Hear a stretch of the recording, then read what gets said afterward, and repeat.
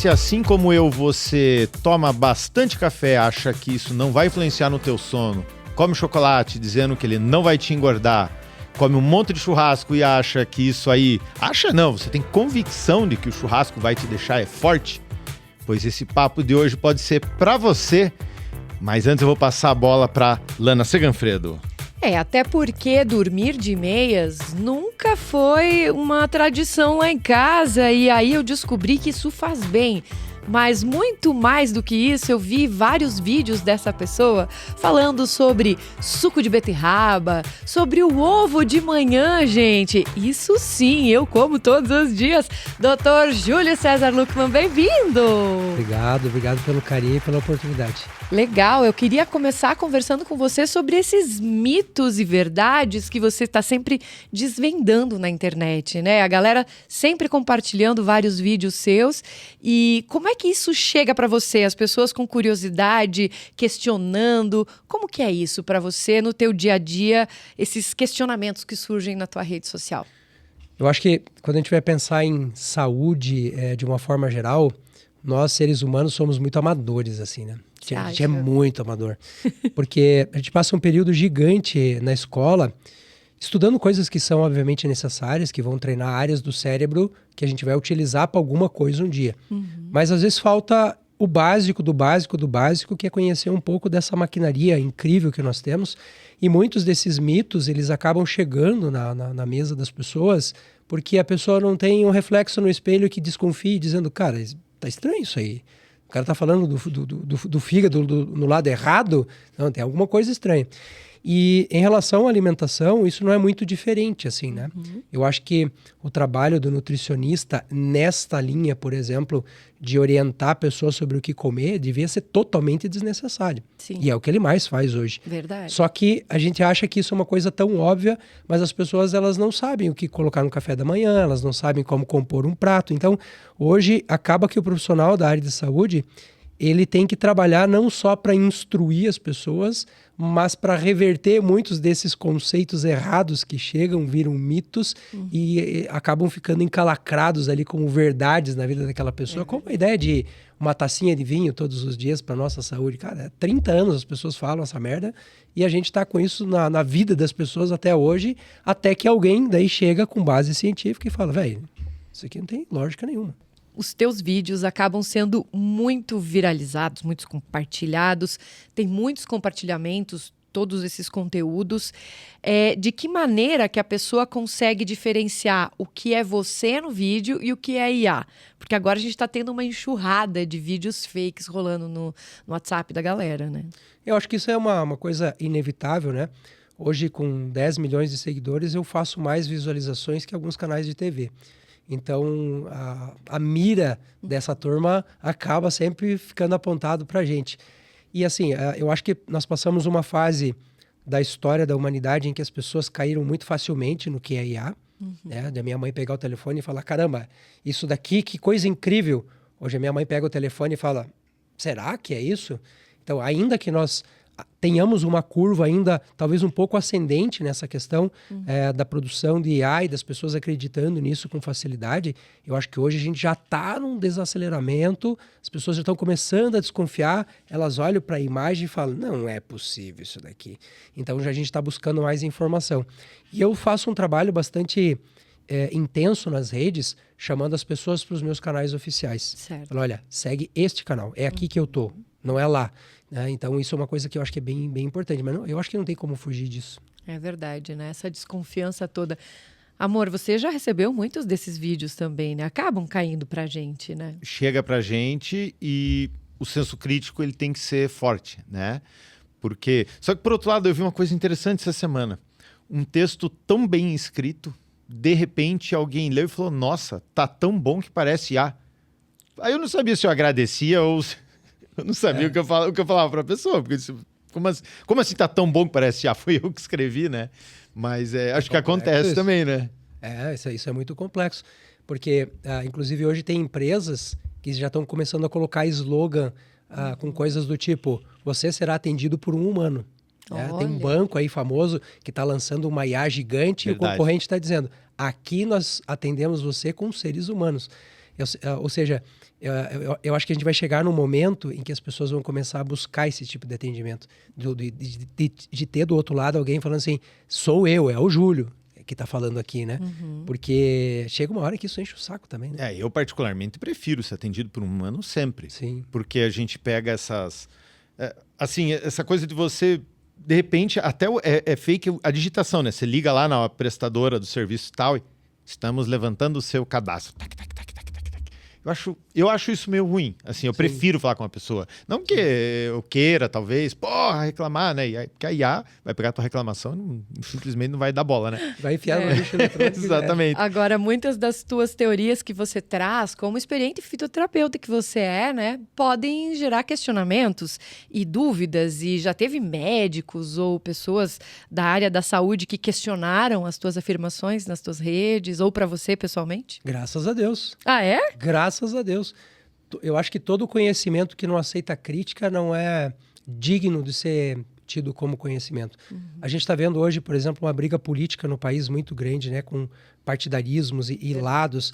E eu acho que, assim, esse lado aqui tem coisas muito legais e coisas muito merda. Esse lado aqui tem coisas muito legais e pior ainda do lado da merda. Mas por que a gente não senta e a gente discute e vence o melhor argumento? Mas eu acho que essa coisa do paternalismo médico, nutricional, ele acabou, ele não existe mais. Tem situações assim que eu ouvia de médicos antigamente, né? Você sentar e discutir com ele, o cara falava, eu fiz medicina. Quem é você? Hoje em dia, o paciente recebeu o exame, ele não sabe ler, mas ele já foi no chat GPT, ele já colocou no Gemini, ele já pediu uma possível solução. Então, o profissional da área de saúde que não aceita crítica, que não aceita conversa, esse cara tá lascado. Eu acho que meio que como tudo, né? Porque isso aconteceu na ciência relacionada à física, vamos dizer que eu imagino que tenha sido essa, talvez, a posição de arrogância de alguns, Sim. que faz um monte de gente achar que o mundo, que a Terra é plana, né? Porque não teve a decência, talvez a humildade de sentar, de descer no nível do cara, explicar, falar, veja bem, né? Não é bem assim. Às vezes o profissional quer, né? Agora, de certa forma, eu imagino que você deva pensar que a medicina distrata um pouco essa coisa do conceito da medicina natural, não? Sim. E isso acontece por vários fatores, mas o principal é por falta de conhecimento. Toda vez que acontece uma coisa como essa, o que fica retumbando aqui na minha cabeça, a palavra que fica batendo aqui dentro é ai, que dó. Que dó que eu tenho de ser. Mas não no sentido de desprezo. Porque se você for... Eu sou professor universitário nas áreas de saúde e eu digo para vocês, sendo quem eu sou, dentro da universidade, eu sofro muito com os meus alunos, porque a gente não tem uma linha de raciocínio dentro dos cursos que leve a pessoa a pensar sobre isso. O que a gente tem é protocolização das coisas do tipo, isso funciona e aquilo não funciona. Isso sempre foi assim e sempre vai ser. Ou então, isso tem o respaldo da ciência e aquilo não tem. Mas vamos a um exemplo aqui bem simples. Tá. Você pegou um remédio tradicional como o AS, ácido acetil salicílico. Se você pegar esse remédio, colocar no microscópio ou fizer um teste, você vai encontrar um composto lá dentro. Ácido acetil salicílico. Certo. Ponto. O que a ciência faz? A ciência cartesiana, ela faz assim. Você pega o todo, divide em partes, estuda essa parte de maneira extenuante. A hora que você chegar a um resultado, você universaliza esse resultado. Ok. Mas, se você pegar uma planta medicinal fraca, uma planta medicinal pobre, ela tem 2.300 moléculas. Caramba. O AS infantil só tem uma. Se você pegar uma planta como o cravo da Índia, aquele cravinho daquele tamanho, a gente já conseguiu identificar dentro dele mais de 4.000 moléculas. Agora, pega essa ciência, que pega o universal, particulariza para depois universalizar, não existe dentro da ciência um método capaz de analisar 4.000 moléculas interagindo no corpo humano extremamente complexo. Portanto, se eu for aplicar ciência sobre a planta medicinal, nunca vai ter estudo científico nenhum sobre planta medicinal, porque a ciência é incompetente para fazer isso.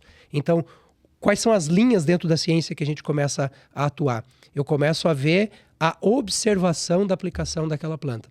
O medicamento mais antigo que nós temos até hoje, ele não tem mais do que 100 anos. Qual? Os antibióticos são bastante recentes, mas nós temos a codeína, a própria cocaína, que era utilizada como medicamento. Isso é 100 e pouquinhos anos.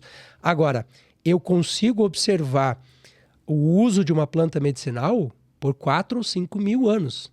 Se eu, em 5 mil anos, não conseguir identificar o que uma lavanda faz de bem e de mal, cara, a gente é muito burro. É, né? Né? Então, dentro da ciência, hoje existe uma linha observacional da própria ciência que nos permite dizer, esta planta medicinal funciona. Como que ela funciona? Não faço picas ideia, mas ela funciona. Sim. Então, isso dentro da academia é quase um pecado capital você falar uma coisa como essa. Porque o cara está acostumado a fazer o quê? Pegar o estudo, ver o mecanismo, a absorção, como é que o corpo processa, como é que o mecanismo manda embora. Só que isso é uma molécula.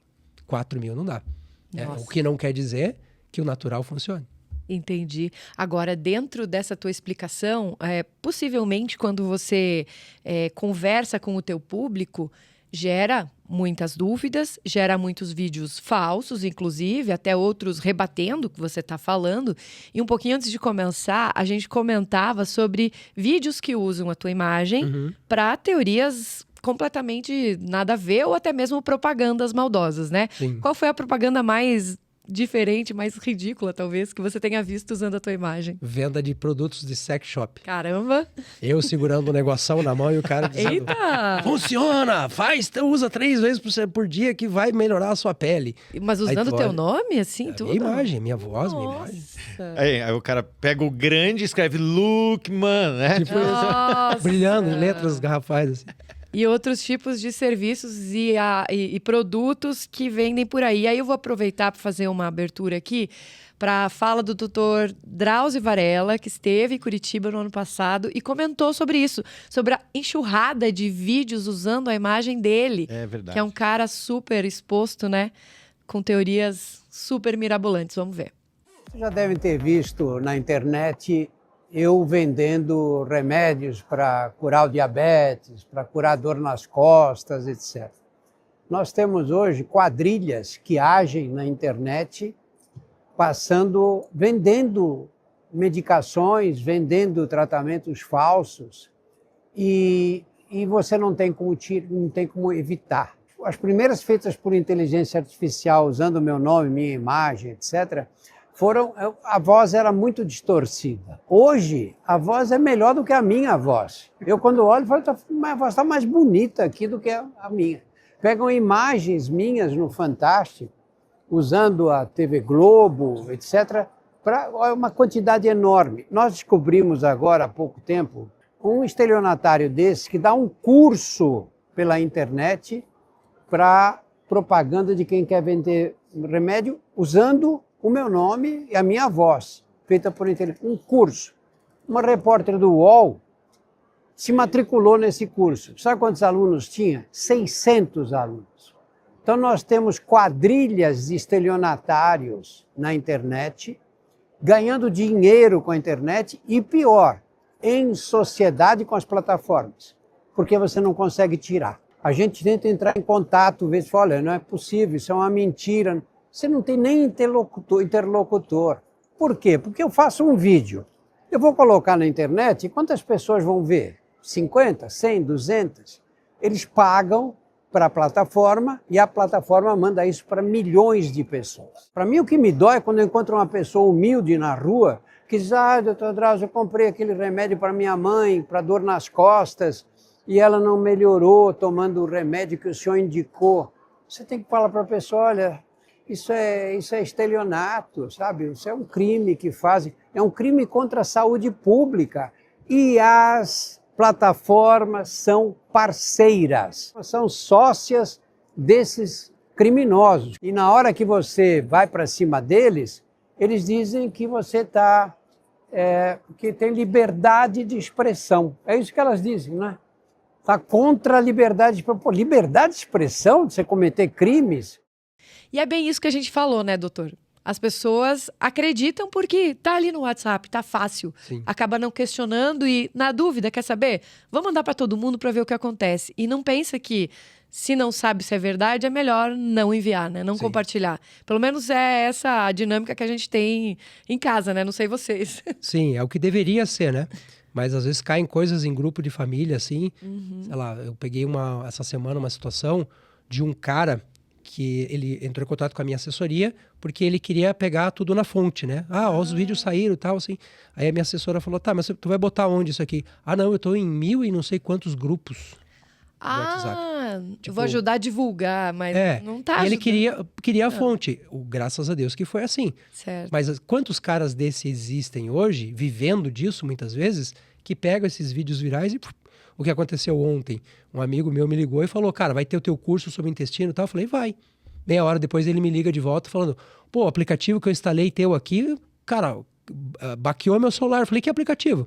Ele falou, não, teu funcionário me ligou aqui e me passou o aplicativo do curso. Eu falei, não tem aplicativo, o curso é no YouTube, não tem nada de aplicativo. Então você imagina, a pessoa está confiando, ela disse, é o cara, é ele. E os caras têm uma tecnologia tão lascada que eles têm a minha voz como se eu estivesse ligando para a pessoa e conversando com a pessoa. A desgraçada do negócio interage com a pessoa. Isso dá medo, né? Dá, de certa forma, profissionalmente falando, assim, o que podem fazer com a nossa imagem é algo de se questionar, E deixa eu aproveitar se esse preocupar, gancho, né? porque nós estamos falando de gente compartilhando as coisas e muito se fala sobre a rede social ou sobre o próprio WhatsApp causar algum tipo de doença mental. Sabe aquela coisa da pessoa ficar louca, viciada, fissurada, não sei qual que é o termo correto, até gosto de não tentar dar definição, mas enfim, existe um problema hoje de saúde relacionado à rede social e mensageiros? Vários. Alguns já definidos na literatura, né, como a síndrome do pensamento acelerado. Síndrome do pensamento acelerado. Ela foi cunhada por um psiquiatra brasileiro, que hoje é candidato a presidente, o Augusto Cury, né? É verdade. E o Cury, ele estudou um pouco isso, mas na verdade isso não é bem uma novidade. A gente já tem isso desde a época que nós começamos com o e-mail, né? E assim, o que acontece? Para você pensar em alguma coisa, para você entrar no que a gente chama de estado de fluxo, que é entrar num texto, por exemplo, e começar a interagir com o texto e focar naquilo. Os nossos mecanismos mentais, entre acalmar os ruídos, tirar os excessos e entrar de cabeça, a gente leva no mínimo 20 minutos para fazer isso. Então, se em 20 minutos você cria pequenas distrações, você vai tendo pequenos golpes de dopamina barata, de serotonina barata, e o cérebro, tudo que tem ina, dopamina, adrenalina, tudo que tem ina vicia, cocaína, né, heroína, tudo que tem ina vicia. E o cérebro, ele começa a viciar literalmente nisso. Tanto que a nossa geração, essa geração que está entrando agora, depois da geração Z, é a primeira geração da história da humanidade registrada que o QI caiu 2 pontos. Caramba! Desde que a gente sabe que o humano é humano, uma geração vem melhor do que a outra, principalmente no momento que a gente passou a construir a escrita, as artes e assim por diante. Então, a gente evoluiu muito rápido nisso. E essa é a primeira geração que, ao invés da gente subir, a gente está caindo. Isso é por conta de um excesso de estímulo, então? Sim. Para você ter uma ideia, enquanto você me olha aqui, o teu cérebro processa 86 gigabytes de informação por segundo. Isso é muita coisa. Nossa. Você não tem 86 GB no computador que você tem. É um negócio assim, gigantesco, né? Para que o nosso cérebro não pire, você tem que ir fazendo o que a gente faria num copo com água como esse. Se você colocar mais água, a água tem que sair para a água entrar. Tá. Para esse processo acontecer de uma maneira saudável, a gente deveria ter algo assim perto de 300, 400 milhões de dados, de informações por hora. Nós temos hoje algo perto de 1,3, 1,4 milhão de estímulos. Então, esse circuito que precisa jogar essa informação fora, ele começa a rodar mais rápido. E a hora que você tenta frear ele para dormir, por exemplo, ele fala... Aí você não consegue. É tipo a memória RAM, assim, que depende daquela travada no computador por falta de memória, porque foi jogando dado fora, quando você recupera uma informação que estava ali há mais tempo esperando, travou, né? E você imagina que eu tô aqui falando contigo, ainda tô cuidando dos cortes, do áudio e das minhas perguntas aqui. Sim, essa multifuncionalidade, ela também é complicada, porque o cérebro masculino e o cérebro feminino, estruturalmente, os dois lados são parecidos, mas as conexões que estão entre um lado e outro, o corpo caloso, é diferente. Se você for conversar com um homem e você falar para ele, olhe para mim quando eu estou falando com você, você tirou 40%, 50% da capacidade que ele tem de responder o que você vai perguntar. Porque o corpo caloso masculino, ele é 2,5 vezes menor do que o teu. Então, uma mulher consegue ser mais multifuncional, um homem não. Se você começa a treinar, eu consigo desenvolver isso em você. Só que isso tem custo. Só que requer Tudo do cérebro estudo. tem custo. Vamos dizer, da minha parte, requer uma prática, um estudo. É um treinamento mesmo. Você vê, ela que devia estar cortando aqui o podcast. Pois é. Agora sim, doutor, também falando dessa questão de multifunções que a gente se coloca nas nossas tarefas no dia a dia, qual é a receita para desacelerar, para tentar não pirar? Tem interesse pessoal nessa resposta aí. Vou te dar um exemplo de uma coisa Fotografar que a gente pode... passarinho ajuda? Sim. Opa. Vou te dar um exemplo de uma coisa que funciona para alimentação, mas funciona como regra para tudo que a gente vai fazer. Essa multifuncionalidade, ela não é necessariamente ruim. Tá. Ela é uma habilidade que nós desenvolvemos e isso é muito legal. Você está ligado em 500 coisas ao mesmo tempo, é legal. O problema é que o nosso cérebro ele é muito plástico. Ele sempre vai desenvolver conexões, não mais neurônios, mas conexões sim, para onde você treina mais ele. Então, qual que é o exemplo prático? Se você levanta todos os dias e faz 5 refeições por dia, o teu cérebro vai entender, o teu corpo vai entender que é para comer 5 vezes por dia.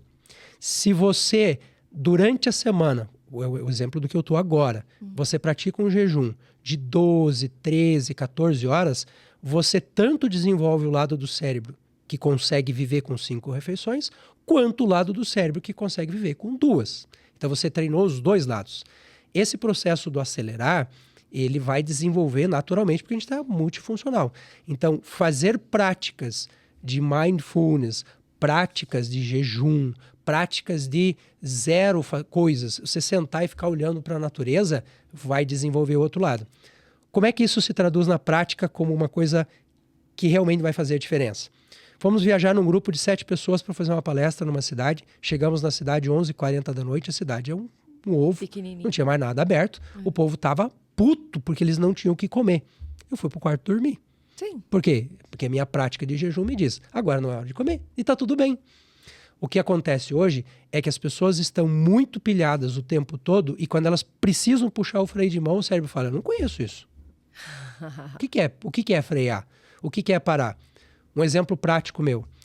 Tô num dia pilhado, numa coisa alucinante, gravando podcast, não sei o quê. Eu chego em casa, deito na cama, faço 5 minutos de auto-hipnose e a minha média entre deitar na cama e dormir não passa de 6 minutos. Eu faço hipnose todo dia? Não. Tem dias que eu tô normal, cansado, deito na cama e durmo.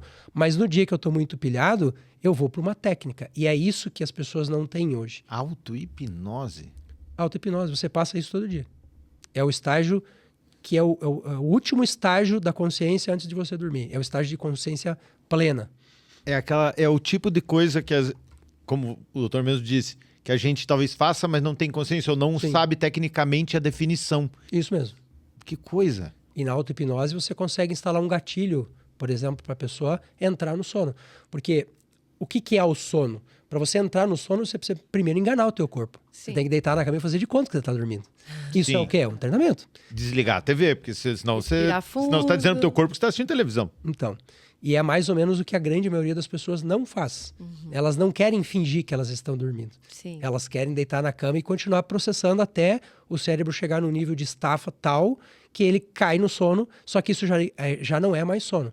Porque eu sou professor de medicina do sono há 11 anos, inclusive saiu um livro meu agora sobre isso, e uma das coisas que a gente mostra para as pessoas, quando você vai dormir, é que se no momento anterior à tua entrada no sono, você tem um estímulo de sobrevivência, algo como, estou na minha caverna, estou indo dormir, tá tudo lindo e maravilhoso, mas eu vi um vulto passar na frente da caverna que parecia um leão.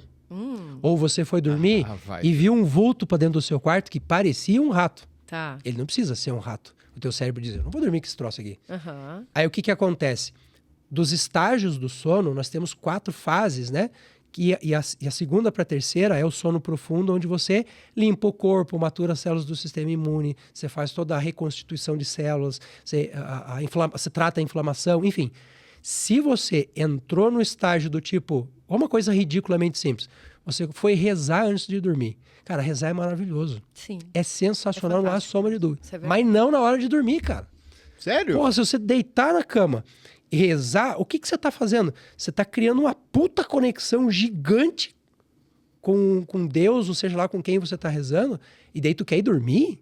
Música na hora de dormir é uma bosta. Música para dormir é uma merda. Qualquer estímulo que você tenha, visual, sonoro ou de qualquer outro tipo na hora de dormir, é como se eu estivesse dando para você a mão para você atravessar a rua. Só que agora você tem 30 anos. Você não precisa mais da minha mão para você atravessar a rua. Então, a entrada no sono, ela tem que ser sem ajuda. Se ela tiver qualquer tipo de ajuda, aí você me perguntou dos mitos, né? Sim. É o tipo de coisa que daí vira mito. Eu vou botar uma musiquinha pra relaxar. É uma bosta. Por barulho de água, de chuva. Puta Eu merda. adoro. Porque é uma muleta de sono. Eu adoro tem. dormir com o barulhinho da chuva caindo Cara, no eu nunca telhado. entendi isso, das pessoas adorarem dormir com barulho de chuva, porque pra mim dá na mesma. Nossa, Sim. pra mim dá sono. A chuva dá sono. Você tem Então- sono o tempo inteiro. Provavelmente você meio que desenvolveu um gatilho. Pode ser. Só que ele é um gatilho falso, porque ele se torna uma muleta. Um exemplo da vida prática. A criança acordou de noite. Sim. Eu ensino às mães que a criança acordou, eu posso dar de mamar e ela voltar a dormir sem abrir o olho. Nossa. Isso é o que a gente chama de mamada noturna. O que a gente costuma fazer? Espera o ciclo vencer, a fome vencer, a criança acordar, e aí você dá um monte de estímulos do tipo balança, conversa com a criança, ajuda a mamãe, não sei o quê. Na próxima virada de estágio de sono, o que você acha que ela vai fazer? Vai querer tudo aquilo de novo. Você tá acostumando, de É a certa mesma forma. coisa. Olha Só que ali com o adultos. segredinho. Pois é, e eu tinha uma pergunta, desculpa, eu sei que eu te cortei, mas eu tinha anotado uma pergunta aqui de que hábito mais influencia mal o sono do brasileiro? Várias Então, coisas. eu acho que tem a ver com isso que você estava falando agora. Sim. Várias coisas. Tomar banho quente antes de dormir é Capaz. péssimo pro sono. Ah, não. Ah, não. Isso aí não é verdade. Quando chega perto de 6, 7 horas, você tem termômetro em casa? Tem. Faça um teste bem simples. Ok. Acordou, deixa o termômetro do lado da cama, não levanta da cama. Tá, de Pega manhã? O termômetro, pega o termômetro e mede a sua temperatura. Ok. A hora que você estiver lá por 6 horas da tarde, mede a temperatura de novo. Você vai ver que o cortisol, ele vai fazer com que a nossa temperatura durante o dia se eleve. Tá. E quando chega 3 horas da tarde, que o cortisol tá baixinho, ele começa a cair e a gente começa a entrar no ciclo do sono, você vai perder de 0,5 a 1,5 graus. Então a gente vai diminuir a temperatura. Quando que é mais fácil de dormir? Com calor intenso ou com friozinho? Pra ela é com calor intenso. Não, não, porque não, ela não. usa No 18 frio, cobertas. mas com 18 cobertas. 18 cobertas. Mas o frio ele induz melhor, justamente porque ele induz a liberação dos hormônios do sono, inclusive o GABA, que é um dos mais importantes. Quando você aquece a temperatura do corpo, você sinaliza uma inflamação para o cérebro. Ao invés de produzir GABA, você vai produzir um outro chamado glutamato. E o glutamato deixa assim, ó. Mesmo que você adormeça, os teus estágios de sono profundo não vão acontecer. Por isso que dormir de meia é uma opção interessantíssima, porque quando você aquece as extremidades, o que você está dizendo para o centro do corpo? Pode resfriar, porque a gente está protegido. Quando você tem frio nas extremidades, o corpo precisa produzir calor interno para poder mandar para as extremidades, para poder fazer o aquecimento, e aí o teu sono, ó, Ah, Isso explica muita coisa. Não, é sério. É assim, pode parecer... vai rolar uma pode briga de parecer casal discussão aqui. de casal, mas não é. Porque, assim, não existem pessoas, não vou dizer nomes, que, por exemplo, passa o dia sonolento, ou passa o dia bocejando e na hora de dormir tem dificuldade para dormir. E me parece que ela se identifica com várias coisas aí que o doutor está contando. É. Você fica sonolento durante o dia, você não consegue Mais ou queimar. Quando você produz uma quantidade muito grande de melatonina e você não deixa essa melatonina trabalhar, uma parte dela vai se converter em serotonina, que é um hormônio interessantíssimo, mantém a gente muito mais tranquilo e tudo mais, mas principalmente essa melatonina endógena produzida dentro do cérebro, o corpo vai ter que queimar de alguma forma. Sei. E essa queimar de alguma forma é te manter sonolento o dia inteiro. O problema é que se dormir com... Eu gosto de dormir, tipo, numa temperatura fria, mas cheia de coberta. Eu preciso me sentir quente, preciso ter as costas quentes, senão eu começo a espirrar, eu não consigo dormir daí. Ei, Sim. mas espera lá que o papo de sono tá me agradando demais. Porque me vem um monte de coisas na cabeça que eu não sei se é mito, se é Pergunte tudo. fato ou se é Eu fake. também tô né? com uma lista de E perguntas o pessoal aqui, fala né? muito da tal da siesta. Faz dormir bem de depois verdade. do Eu almoço? conheço gente, agora não tô falando dela, tá? Conheço Não, gente não que sou eu. defende, fala assim, não, porque se você dormir 1 horinha, meu Deus, você vai produzir igual, sei lá, o Ayrton Senna, lá a 300 por hora. Sim. Existem várias explicações científicas e uma delas é de 2024, um dos maiores estudos feitos, né, com mais de 600 mil pessoas, que mostra que uma parcela da população, em torno de 30% mais ou menos, precisa do sono bifásico. BIA2, então 2 fases. Sei. Mas o que esse estudo revelou? Ele revelou que 5 minutos são suficientes para isso. Não precisa 10. Dormir Porque 5 minutos? 5 minutos, não precisa mais que isso. Inclusive, quando você passa de 30 minutos, você começa a queimar fases da noite. Isso vale inclusive para crianças. Eu sinto isso. Então, 5 minutos. É o meu caso, né? Quando eu tenho a famosa tensão pós-prandial, que é aquela tensão pós-almoço, você tá comendo, desloca sangue pro intestino, fazer digestão e tal, bagunça hormonal. Cara, eu tô comendo e já tô indo aqui, ó. Capaz. Aí eu sento no sofá, deito no carro, alguma coisa assim. É literalmente 5 minutos, tanto que virou piada interna lá em casa. Lá vai o pai tirar 5 minutinhos. Mas isso não é regra geral, porque a maior parte da população, 2/3 da população, para 1/3 não faz diferença nenhuma. Dormiu, tá ótimo. Se não dormir, tá bem também. E uma outra parcela, se dormir, ferra o dia. Faz o Meu caso. contrário. Meu Mas ao caso. contrário, eu já acho que eu sinto que eu acordo. Mas é o meu caso. Claro, não é costume. Eu, assim, devo dormir de dia uma vez a cada 10 anos. Mas todas as vezes que isso acontecer, eu acordei mal, mole. Ah, não, vou dormir, vou dar uma dormidinha pra ficar bom pra ir pra tal lugar de noite. Cara, acabava com a minha noite na época de balada. Hoje já tô mais... Já não Não faço. E é aí, a gente falando de alimentação, né? Se vai comer alguma coisa muito pesada, obviamente que vai te deixar com o corpo mais carregado e vai dar uma sonolência maior, né? Eu acho que você dorme mais de 5 minutos depois daquela feijoada ou não? É indiferente. O que você comer te dá aquele mesmo sono. Eu sou bastante disciplinado em relação a isso. E eu nunca durmo mais do que 5 ou 10 minutos, né? Sim. Mas se deixasse, eu iria mais. Tu iria mais. E Não aí eu pode vou pro teu vídeo mais assistido do canal do YouTube, que ele fala sobre os tipos sanguíneos e alimentação adequada para cada tipagem. Então Nossa. vamos lá. Pessoas com tipo A, que é o meu caso, deveriam comer comidas mais cruas, como frutas, verduras e por aí vai. De onde esse estudo, professor, doutor Júlio E César? a gente tem que cuidar um pouco com a ideia de estudo, porque aqui a gente precisa fazer uma diferenciação entre o que é aplicável na ciência e o que é aplicável na observação, né? Uhum. A dieta pelos tipos sanguíneos, ela não é científica, ela é Certo. observacional. Ah, Então, o perfeito. que a gente consegue ver hoje? O que a gente tem de palpável hoje? Se você pegar doenças, por exemplo, como cânceres de esôfago e de estômago, a prevalência é muito maior no sangue do tipo O do que em qualquer outro tipo sanguíneo.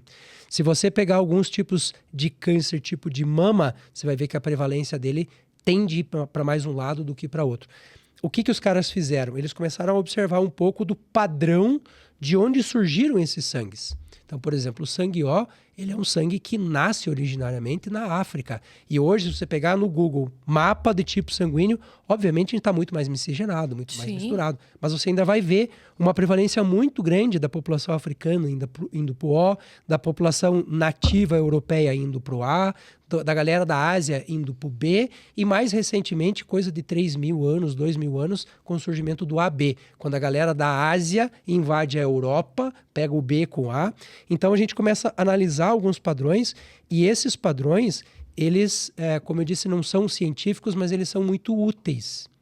Porque quando eu vou fazer, por exemplo, uma prescrição nutricional alimentar, e eu tenho um sangue do tipo O, e esse cara é carnívoro, eu já sei que, obviamente olhando também idade, condição desse corpo e tudo mais, que esse cara ele vai melhor na carne. É o meu caso. O meu café da manhã é um bife de 250 gramas todos os dias. Queria que o meu Só. fosse assim também. Mas não funciona para todo mundo, porque daí, com a idade, muda pH de estômago. Sim. Então tem uma série de questões. Mas é muito útil, sim. Em detrimento daqueles que falam, isso daí é pseudociência. E eu falo para essas pessoas, você é um pseudo-observador, cara. Senta com o cara e testa, porra. É, Testa. Funcionou, por que não? é verdade. Então a dieta pelo tipo sanguíneo ela não tem uma classificação científica, mas do ponto de vista observacional ela é muito legal, muito E útil. ela rendeu várias perguntas, questionamentos. Sim. Acho que nem você imaginava, talvez, que esse assunto fosse render tanto, né? Mas E o hater é muito bem-vindo, viu? O hater é bem-vindo? Gera engajamento, Gera pode ver, engajamento. pode mandar ver. Boa. Agora, você também tem um dos vídeos muito assistidos falando sobre o herói do café da manhã, o ovo, que muitas pessoas abominam. E aí, ovo é bom para todo mundo?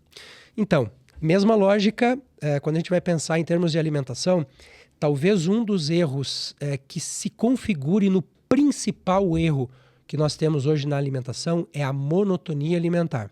Então, às vezes, a pessoa come muito bem. Tá. Come a proteína, come o carboidrato, come a gordura, tudo certinho.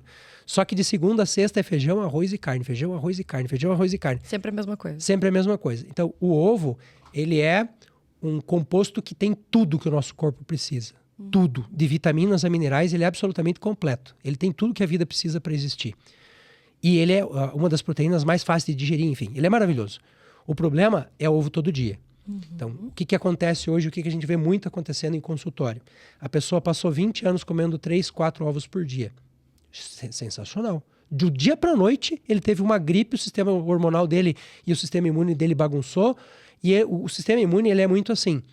Nós temos células específicas que saem caçando quem foi o culpado.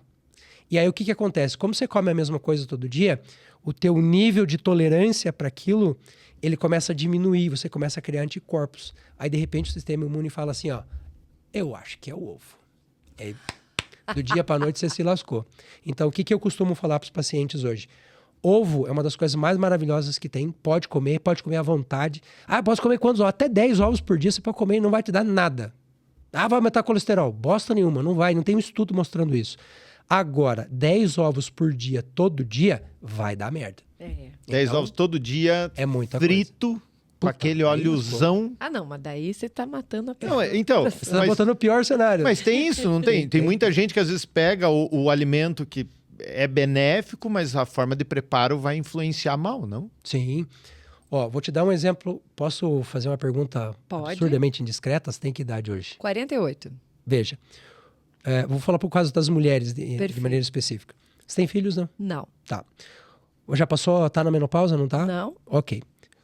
Essas perguntas são importantes para balizar o seguinte. Sem problema. Nós temos uma pequena estrutura dentro da nossa hipófise, que é uma glândula importante, que ela mantém ali dentro uma pequena reserva de 9 elementos que são raríssimos na natureza. São chamados de oligoelementos porque eles são raríssimos. E eles têm um papel central porque essa glândula, ela regula tudo em você. Tudo passa pela hipófise. Vai produzir TSH, vai produzir T3, vai produzir o quê? É ela que determina. E ela precisa dessa regulação. O problema é que, com o passar da idade, com a baixa dos hormônios, com uma possível gestação ou com estresse, você torra isso em menos de 1 ano. Só que o corpo leva 10 anos para fazer essa reserva. Agora, tu imagina como é que eu faço essa reserva, assim, com a porcaria da alimentação que nós temos hoje. Sem gerenciamento nenhum de estresse que nós temos hoje. Porque o estresse, ele não é ruim. O estresse é maravilhoso. Ele prepara a gente para uma luta e fuga. O problema é você ficar estressado com o cara da rua que xingou a tua mãe. Pô, você não conhece o cara, você nunca viu ele. Vai deixar o cara ferrar o teu dia? E ferra, viu? Só para você ter uma ideia em termos técnicos, né? Um pico de cortisol vai fazer um processo anti-inflamatório, por isso que nós tomamos corticoides quando a gente quer desinflamar. Sim. Só que quando a curva dele baixa, a gente faz o efeito inverso. Olha. E o corpo leva, depois de um pico de estresse desse, de 7 a 10 dias para voltar ao normal. Então, imagina no mundo em que nós estamos hoje, em que você precisa daquela reserva, e aquela reserva o cortisol puxa muito dessa reserva, e você está assim todo santo dia. Não tem como a pessoa viver num mundo sem estresse. Não tem como. O único lugar do planeta que eu conheço que não tem estresse chama cemitério. Lá você passa a ter uma paz, sabe? As pessoas não estão se incomodando, ninguém está gritando. Eu achei A Ilha do Mel também. A Ilha do Mel eu ia falar Tem também. pernilongo na Ilha do Mel. Caralho. Estressa também. Mas- Mosquito Mas maldito. sabe que 6 horas da tarde. isso que o professor está falando, eu percebo. Porque quando nós estamos trabalhando e tal, às vezes a gente entra no automático e não faz um monte de coisa que deveria com relação a si mesmo. Não faz autocrítica, não tenta perceber os movimentos do teu corpo e tal. E às vezes quando dá um estresse muito grande com alguma coisa de um cliente ou com uma sentença, enfim, acho que é a menor parte do tempo que tem isso, mas quando tem e te afeta muito pesado, eu percebo, assim, ó, demora uns 3, 4, 5 dias para voltar, e aí de repente eu olho e falo, caramba, semana passada, nesse mesmo dia eu tava puto por causa de tal coisa e hoje eu tô bem. Né? Louco isso, né? E sono, se você colocar nessa conta uma redução significativa de 2 horas de sono, é como se você tivesse tomado 6 canecas de chopp Com todo dia. certeza. Nossa. Mas Fica bêbado, literalmente. Mas vamos lá, ainda nesse ponto da alimentação. Se o professor pudesse, vamos dizer, colocar um determinado alimento na rotina de todo brasileiro, que alimento seria? Eu não diria alimento, eu diria nutriente. Uhum. Eu acho que existem 3 grandes grupos de nutrientes que a gente deveria ter e assim sempre modulado, né? Que são macros e micronutrientes. Os macros são fáceis de a gente resolver. Se você olhar o teu prato e você tiver no teu prato 3 divisões assim, ó. Você colocar uma de carboidrato, uma de gordura e uma de proteína, você resolveu o problema. Tá. Sou atleta, não sei o que, tá. A gente pode jogar um Prato pouquinho mais colorido pra lá, né? também, que a gente fala, é bem legal, né? Aí vem a parte dos micronutrientes. Tá. O nosso corpo precisa, se você olhar lá a tabela periódica, são 118 elementos lá. Nosso corpo precisa essencialmente de 24. Pô, é muito pouco, cara. 24 de Perto da 118 tabela é muito pouco. Para você conseguir esses 24, aí vem a parte que você falou agora. É você colorir o seu prato. Certo. Então a regra que eu coloco sempre é assim, ó. Divida o teu prato em 3 macronutrientes, pelo menos, Tá. e tenha 6 coisas diferentes no teu prato todo dia diferentes. 6 coisas. 6 coisas. Tá. Se você levar essa regra para a tua vida, você nunca vai ficar desnutrido. Perfeito. Nunca. Por quê? Porque o corpo, ele sabe, cara, o que ele precisa. Mas o que ele não tem como fazer é tirar nutriente de onde não tem. Porque a gente fala assim, o feijão, arroz e o bife brasileiro, ele é fantástico, porque ele tem tudo que a gente precisa. E a Não é batata verdade. frita, não esquece da batata frita. Você sabe que essa questão da batata frita é assim, ó. Amor e ódio, né? Imagina o seguinte, você precisa subir uma escada É. e você não tem peso nenhum. Tá, Para você subir 60 degraus, vai chegar uma hora que você vai estar cansado. Vai. certo. Então, o que a gente costuma fazer? Você pega uma ajudinha, pega um elevador, o elevador te leva lá para cima, Ok. tá resolvido. Se você tiver que subir os 60 degraus com um saco de açúcar de 5 quilos nas costas, os primeiros 10 vão parecer que não é nada. Aham. Mas quando você chegar no 20, Caramba. cara, vai estar insuportável. Por que essa comparação? Porque quando a gente vai fazer uma conta daquilo que a gente come, o nosso corpo ele precisa gastar energia para fazer a digestão. Então, eu comi um brócolis, comi uma couve. O que eu vou ter que fazer? Eu vou ter que gastar recurso para poder... Só que quando eu passo a régua lá no final, entre o que eu gastei e o que sobrou, a conta é positiva. Então, eu nutro o meu corpo. Quando você pega a batata frita, você só torrou, você passou a conta negativo 10, Não sobrou negativo nada 20. de nutriente. Aí o teu corpo vai começar a buscar isso de lugares que começam a ficar evidentes, como, por exemplo, sistema tegumentar, pele, cabelo e unha. Ah, O cabelo serve para quê para nós? Nada. Bosta nenhuma. Aí o que o corpo fala? Eu vou nutrir o seu cabelo ou eu vou cuidar da inflamação do seu intestino? Pô, o intestino é mais importante. Ó o cabelo, ó. ai. Então, queda de cabelo, pele fraca, unha fraca são indicativos do quê? De má nutrição. Verdade. Agora tem também uma teoria sua. Não, vamos corrigir. Tem um vídeo seu também na internet que fala como reverter a gordura no fígado. Sim. E esse também é um vídeo que rendeu muitos comentários, né? Porque a pessoa, ela não percebe os sinais que o próprio corpo dá ao longo dos anos, devido à alimentação e tudo. Fadiga, qualidade ruim do sono, pele escurecida nas axilas e por aí vai. Vamos chamar o Juliette, é O isso? Juliette aqui, ó. Esse aqui é o nosso fígado, tem 2 lobos, né? Aparece lá. Ó, tem 2 lobos. Maravilha. E ele tá aqui encaixadinho, Certo. quietinho embaixo da costela. Uhum. E a gente praticamente não sabe nada sobre o fígado. Mas ele é o maior herói do nosso corpo. Ah, é? De todos os órgãos, é o cara que mais trabalha, é o mais importante de E todos. tem gente que não cuida bem, hein? Porra, a maioria não cuida bem. O hepatócito, que é a célula que forma o fígado, ele produz coisas tanto para dentro do corpo quanto para fora. Tá. Tipo, o estômago só produz para ele, o coração só para ele, o rim só para ele, o fígado produz para todo mundo. Então, quando você come qualquer coisa e o teu intestino fez a absorção, passa pelo fígado primeiro. O fígado prepara para o corpo e fala, ó, isso aqui é super legal, come aí. Quando o corpo faz o dejeto dele, sobra o cocô do corpo, quem é que se lasca para reverter isso? O fígado de novo. Só que esse hepatócito, quando ele começa a ser atacado, por qualquer motivo, álcool, excesso de carboidrato, lixo químico, plástico na comida, o que ele faz para se proteger? Ele puxa um cobertorzinho de gordura em cima dele. E isso é muito legal para ele, né? Só que quando você começa a fazer isso, você começa a perder a eficiência dele. Sei. Vou te dar um exemplo simples de uma coisa simples que todo mundo vai entender. Você tomou álcool. Tá. O álcool, ele é uma substância extremamente nociva para o nosso organismo. E ele não é hidrossolúvel. O álcool não se mistura com água. Então, o fígado, Ele está lá trabalhando, fazendo tudo isso que eu estou falando para vocês. Cuidando do intestino, tirando o nível de toxicidade, produzindo colesterol, que é ele que produz o colesterol. Então ele tá organizando essa casa toda. Quando o álcool chega, ele para absolutamente tudo, porque álcool é prioridade. Só que essa substância, ela não tem como ser retirada do corpo. Então o que o fígado faz? Ele transforma ela numa substância chamada acetaldeído, que é 20 vezes mais tóxica do que o próprio álcool. Só que se ele não faz isso, eu não tenho como jogar o álcool fora. Aí o que o corpo faz? Metaboliza o álcool, vira acetaldeído, vai para o rim manda embora. Só que para fazer isso, ele tem que estar focado 100% nisso.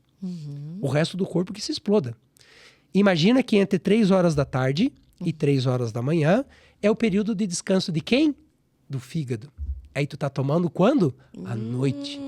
Cara, aí virou caos total, porque o nosso DNA... ele é muito sensível.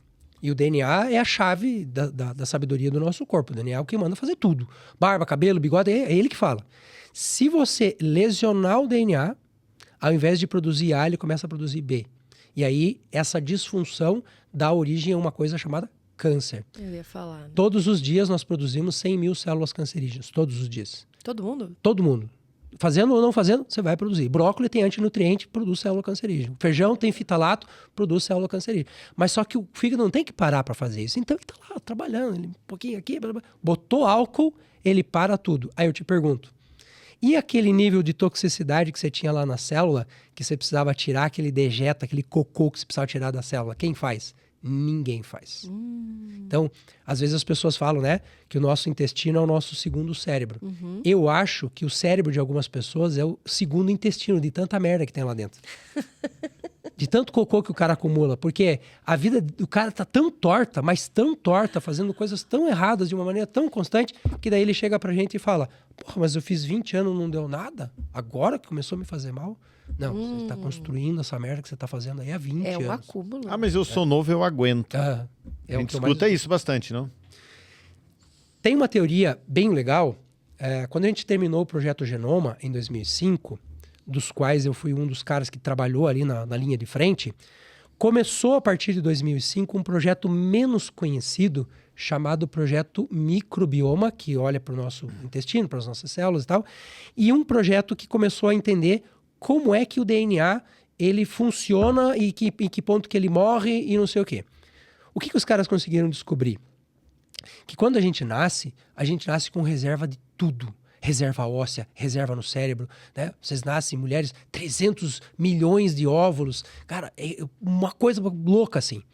Por que a gente tem tanta sobra?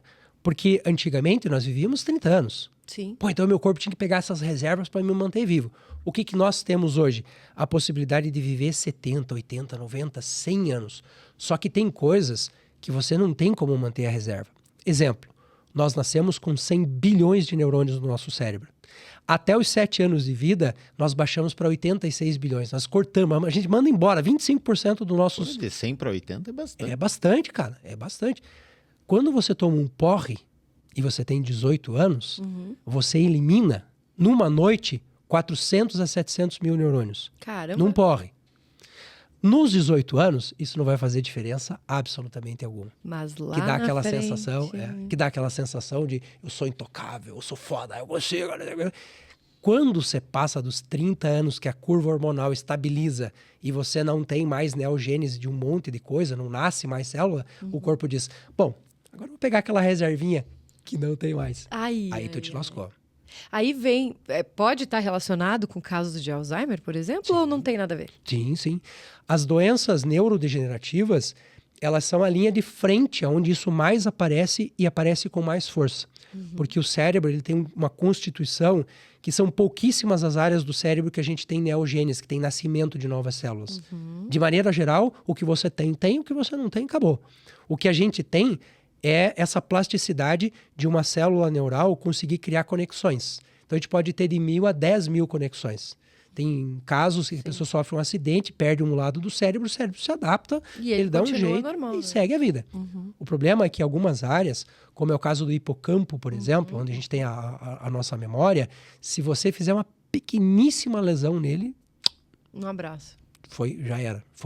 Ou se a gente tem produção de placas beta-amiloides, né, no nosso cérebro, que são proteínas que o nosso cérebro não consegue tirar dali, e ele gruda no neurônio, ele entra em curto-circuito, literalmente, ele queima.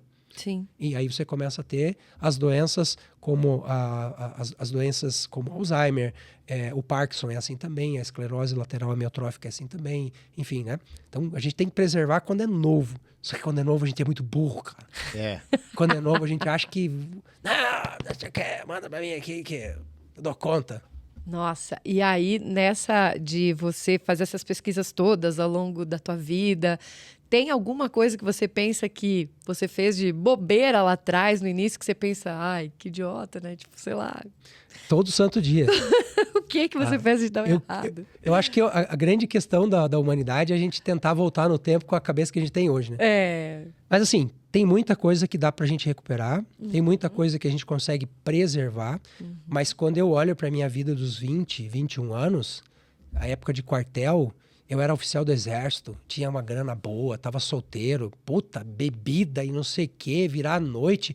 A gente fazia umas loucuras, tipo uns testes assim, vamos ver quantos dias a gente consegue passar sem dormir. Nossa. 2. Hoje eu olho pra aquilo e falo, Que idiotice. porra, velho. Quantos anos eu torrei ali naquele dia, né? É verdade. Só que a gente não tem consciência dessa fase, então... Mas tem coisas que a gente não pode voltar no tempo, mas a gente produz coisas muito boas também ao longo da vida e que ficam eternizadas, como é o caso desse teu best-seller, o Código da Eubiose. Se você que está aí assistindo em casa já leu, conhece esse livro, sabe do que eu estou falando, porque as dicas que estão aqui são fantásticas. E aí eu te pergunto, quanto tempo para escrever esse livro? Como é que foi a pesquisa para produzir? E por que foi um sucesso tão grande? A que você atribui? A eubiose é um estado de equilíbrio, de homeostase, né? Principalmente do nosso intestino. Quando a gente não está bem, a gente está em disbiose. E a escrita do livro, sentar, botar ele no papel, não é uma coisa difícil. Mas a construção de todo o raciocínio clínico que está por trás, aí bem uns 20 anos, tranquilamente uns 20 anos, uns 5 mil pacientes, né? Aí a gente começa a ver aquilo que a teoria mostra, aquilo que a prática mostra. E o Código da Eubiose, ele foi um livro escrito não com a intenção de ser um livro técnico, apesar de um médico, um nutricionista fazer uma leitura assim, relativamente técnica desse livro, ele foi feito para pessoas comuns. Ele foi feito para o cara que não é médico, o cara que não é da área de saúde, ele pegar o livro e falar, agora eu já sei o que é uma microbiota, eu sei o que é uma disbiose, eu sei que comer alho nessa condição me faz mal, mas se eu comer batata doce é legal. E por que isso, né? Então, a ideia do livro, ele surgiu de ser meio que um manual técnico dos meus pacientes, assim, tipo, leva para casa e faz o que eu tô te falando aqui, porque às vezes tu senta com o paciente, explica, ele olha pra você e fala, eu entendi.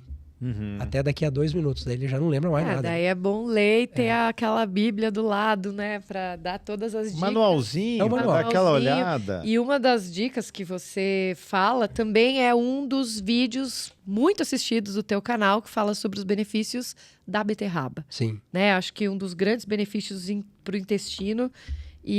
Mas que ela precisa ser crua, né? E aí eu quero que você dê a dica da beterraba pra galera que tá assistindo o Toca Podcast. Se as pessoas soubessem o poder que a beterraba tem, a batata doce tem, né? O limão tem, a gente com certeza, a cúrcuma, a gente teria muito mais no nosso dia a dia. A beterraba, de maneira muito especial, ela tem alguns compostos, alguns carotenoides e outros compostos que eles dependem de estarem naturais, é o caso da vitamina C, por exemplo, para você poder consumir e ter o benefício. Porque se você aquecer, você mata aquela propriedade. Então, a beterraba, e não é assim uma coisa absurda, é uma rodela de beterraba de 2 dedos, assim, ó, batido no liquidificador de manhã. Ela tem algumas propriedades que, por exemplo, estimulam um sistema no nosso corpo chamado tecido hematopoético, que é onde produz o sangue, produz as plaquetas e produz também as células de defesa do nosso organismo. Sim. E é por isso que ela é extremamente benéfica para pessoas que fazem atividade física. É porque você tem um ganho substancial, não tem proteína, né? O músculo não cresce sem proteína. Mas o que faz esse músculo crescer é esse processo antioxidante, a produção de glutationa, que é um antioxidante poderoso e tal, tem tudo na beterraba. Tem tudo. E até para os idosos, né? Eu acredito que também ajude nessa flora intestinal, enfim, e no combate a algumas alergias. Também eu acho que todo produto que é consumido in natura, assim, é bom para alergia, né? Que a galera tem muito. Eu tenho ouvido falar cada vez mais. Aliás, um dos vilões dessas alergias todas está na sua cozinha, o detergente. É verdade, doutor? É um monstrinho. É um monstrinho. É um monstrinho. Esse é outro vídeo seu muito assistido e compartilhado. E assim, tem os dois lados, né? A pessoa que olhou para o vídeo e entendeu e Sim. fez certo. E tem aquele que olhou e disse, não, esse cara tá tentando criar terror, isso aqui é prático, e como é que eu vou fazer agora? Não é isso. O detergente, ele é uma substância que não existe na natureza. Na natureza as coisas são... elas gostam de água ou elas não gostam de água, né? Então, tudo na natureza é assim. A gordura, por exemplo, ela é hidrofóbica. Então, ela não gosta de água. Então, gordura não gruda em água. Tenta lavar um prato de gordura para você ver com água só. Não sai. Não sai. O que o ser humano fez? Observou um processinho químico chamado emulsificação, criou uma molécula que, de um lado, ela tem uma mão que gruda na gordura e do outro lado ela tem uma mão que gruda na água. Se chama substância anfifílica. Sabão, sabonete, shampoo, detergente e assim por diante. O problema é que as pessoas, pela facilidade, elas acabam utilizando, achando que é uma coisa, mas fazendo errado porque é outra. Uma substância anfifílica, que é essa substância que cria conexão entre água e gordura, ela funciona com temperatura, portanto, lavar em água quente ou enxaguar em água quente vai facilitar muito isso. O próprio prato de gordura lá, é muito mais fácil só lavar. com água, se você passar água quente, ele já sai. Já. E o processo de emulsificação, ele acontece pelo movimento, não pela quantidade. Então, se você pegar 3 gotas de detergente numa esponja e você fizer um bom movimento, você consegue limpar melhor o seu prato do que se você... Cheio de detergente. E aí o excesso de detergente e a pessoa querendo acabar logo com aquilo, passa de qualquer jeito, vai ficar detergente aqui. Certo. E esse cara, quando entrar nas tuas mucosas, por exemplo, no teu esôfago, no teu estômago, vai causar alguns problemas. Eu recebi, inclusive, de uma empresa que produz detergente, uma ameaça por escrito, dizendo que se eu não retirasse o vídeo, eles iam me processar. Eu falei, processa? E processaram? Não, claro que não.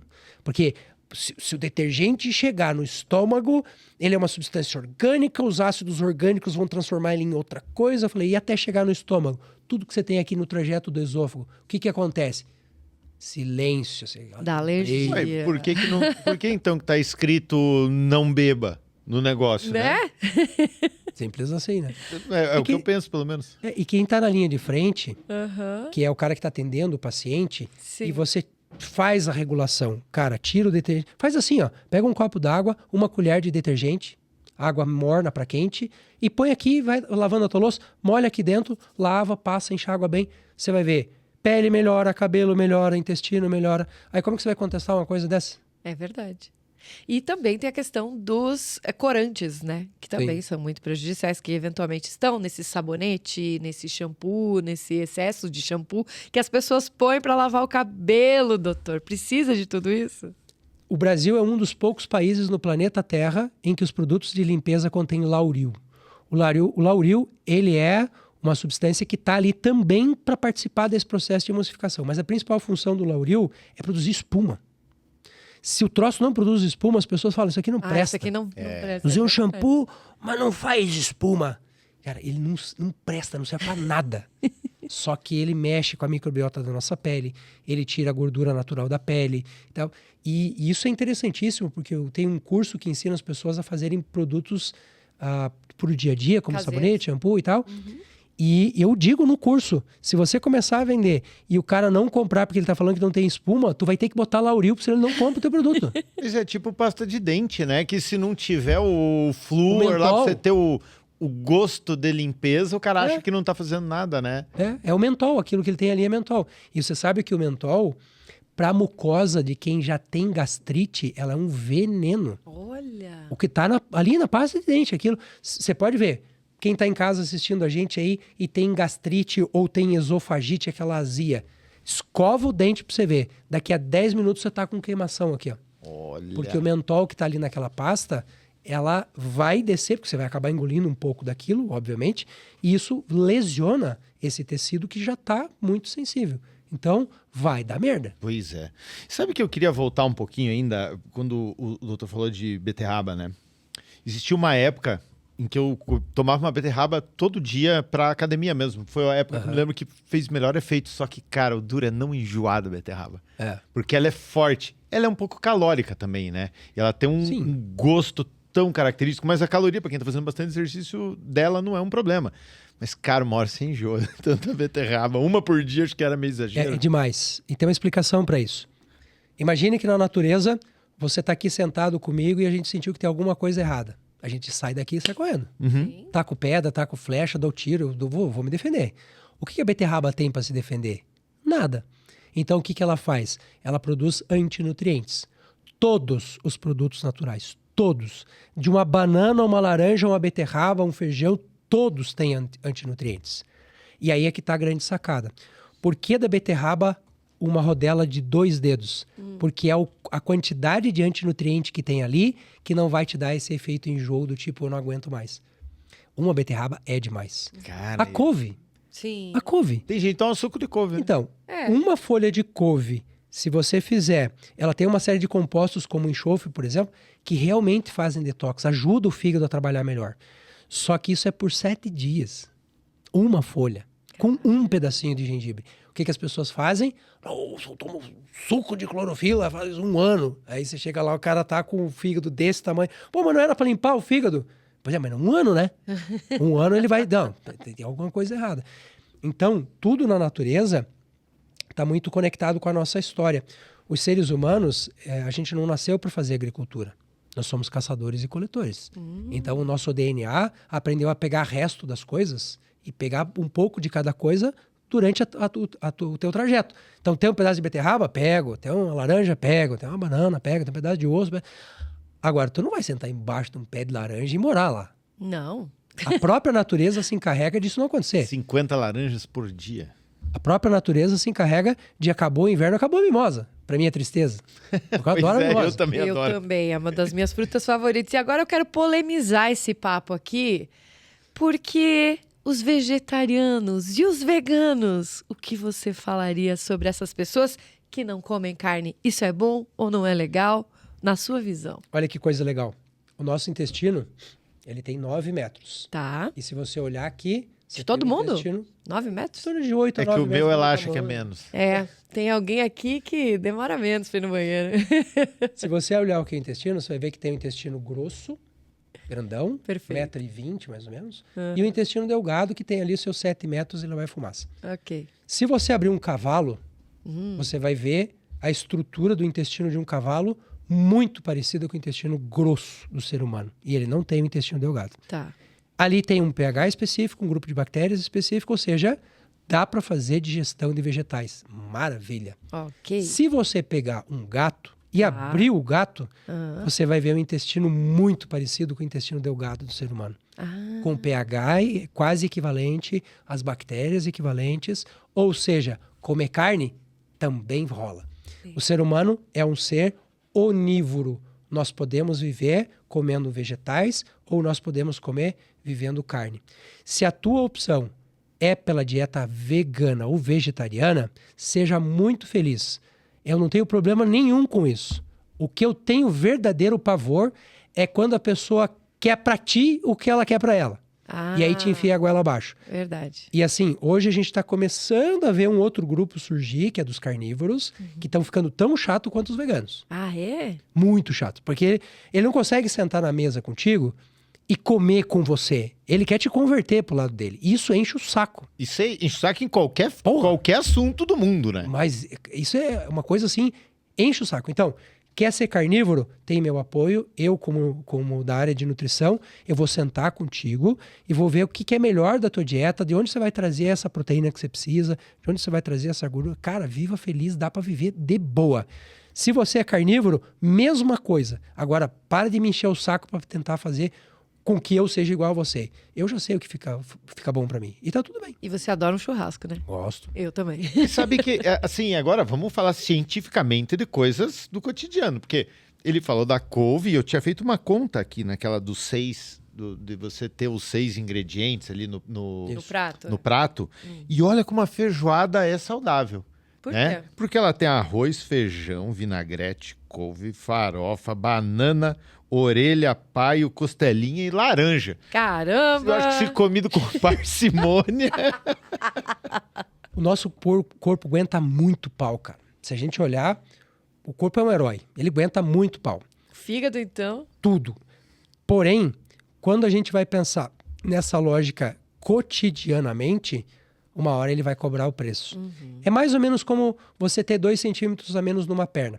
Você vai passar uma vida inteira quase sem problema nenhum.